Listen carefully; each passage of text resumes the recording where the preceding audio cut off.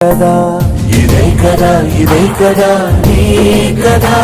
ముగింపు లేనిదై సదా సాగదా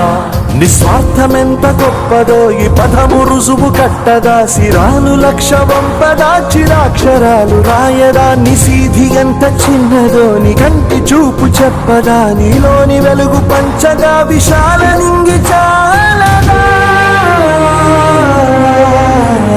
మనుష్యులందు నీ కథ మహర్షిలాగా సాగదా మనుష్యులందు నీ కథ మహర్షిలాగా సాగదా